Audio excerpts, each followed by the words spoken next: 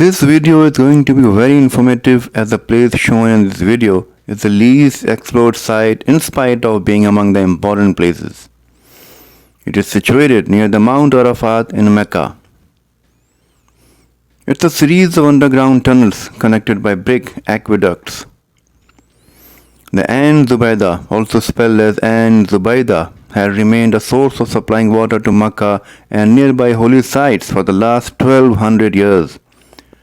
The Sad al-Khasra, literally meaning the Al-Khasra Dam, is one of the most notable sections of the Zubeida Canal.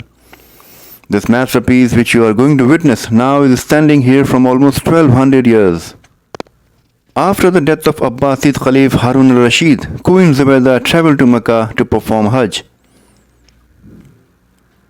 It became apparent to her that Mecca was facing a water shortage, and when she returned to Baghdad, she called on expert architects and engineers of the time to address this problem. After surveying the area, the initial report concluded that construction of a tunnel would prove quite difficult. The Queen's reply is in history books: construct a canal at any cost, even if I have to give a dinar in exchange for every single stroke of a spade. This place, which looks barren now, once was filled with water. The engineers then conducted a more detailed survey of the same area and decided to bring water to Mecca from both Wadi Hunain and Wadi Numan. In both the wadis, the groundwater level was higher due to more frequent rains and the subsequent runoff from the mountains.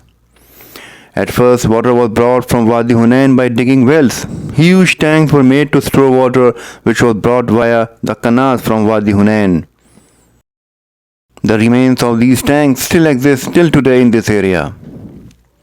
Ain Zubeida was such a robust and reliable water system that it survived and supplied water to the city's people and pilgrims for about 1200 years. The Abbasid Caliph Ja'far ibn al-Mutasim ordered the renovation of Ain Zubeida after a huge portion of it was destroyed in an earthquake in 341 Hijri. Ja'far ibn al-Mutasim repaired it, spending 100,000 dinars. In 633 Hijri, the channel stopped working again. Amir Shuban, the Tatar ruler, ordered repairs to some of its damaged walls and revived it at a cost of 50,000 dinars. In 728 Hijri, the king of Egypt, Al-Nasir Muhammad bin Qalaun, looking at the channel's condition, ordered some repairs of the channel. In 813 Hijri, Egyptian king Al-Mu'ad mended the channel, and that was followed by Egyptian king Al-Ashraf Qaitbai. And then in 916 Hijri, Sultan Qanush Al-Ghuri gave direction to renovate the Qanat.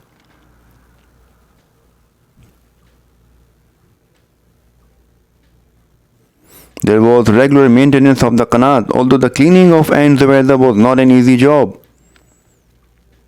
In those days, slim men of a particular height were the only ones who could be sent inside to clean it.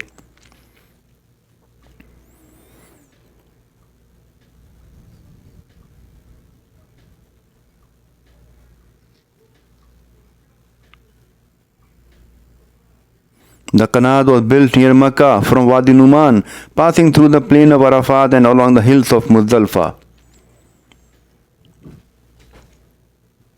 Even with today's technology of laser-accurate surveying, modern resources and robot-controlled bulldozing, achieving a grading this delicate would be considered a major feat. Ain Zubeida was a key infrastructure in providing hospitality to the pilgrims during Hajj. Ain Zubeida continued to flow till 1950. By this time, tube wells and pumps had been installed in various parts of the Qanat to meet the water demand for a growing population. Eventually, the population outgrew the water availability, resulting in a considerable drop in the groundwater level at Wadi Numan and finally leading up to the water drying up in Ain Zubeida. Historical references tell us that when the Ottoman Caliph ordered the repairs, the Qanat was brought to the Masjid al-Haram and on to Misfila by cutting the hills and mountains that were situated near the Shisha area.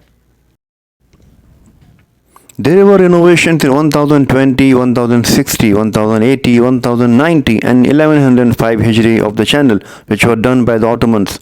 In 1243 Hijri, it was repaired by the head of the Egyptian ruling family, Muhammad Ali.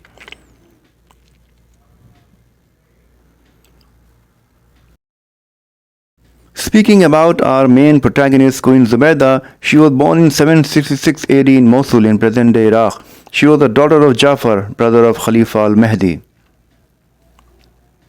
Her father died when she was only 1 year old and she grew up with her grandfather Khalifa Mansur. Zubeida in her youth studied the Quran and Hadith and took special interest in religion, poetry, art, history, literature and science. After her grandfather's death, one of her paternal uncles looked after her. Zubeida married the 5th Abbasid Caliph Harun al-Rashid. She lived for another 32 years after the death of her husband and died in 831 AD. Queen Zubeida was greatly remembered for her achievements in the history of Islam and is regarded as talented, intelligent, serious and dedicated woman. She invited scholars and poets to Baghdad and allocated a fund for this purpose. It is said that she employed 100 women who would recite the Quran day and night even if she was not at home. When the construction of Ain Zubeida was completed, Queen Zubeida addressed the people from the balcony of her palace and said, "Today I close the accounts register of Ain Zubeida. There is no need to ask back the amount spent on it. I am certain that I will receive the reward immediately and double." It is said that all of the Queen's contributions were marked by historians except for the accounts register which was left behind on the river. Even today, no one knows about the problems which occurred during the construction of this engineering masterpiece, how the experts managed to construct it without the modern survey technology. In an article published in Arab News, we can get a broader view of the historical importance of this canal. Portions of the famous Arabian Nights were set in Harun al-Rashid's court, and some of its stories involve Harun himself. For me, walking down the place was a great experience, as it was where once the wife of that great man walked and did something remarkable. Another important thing which I noticed on the surface was that it was plastered so that the water could not be soaked by the earth.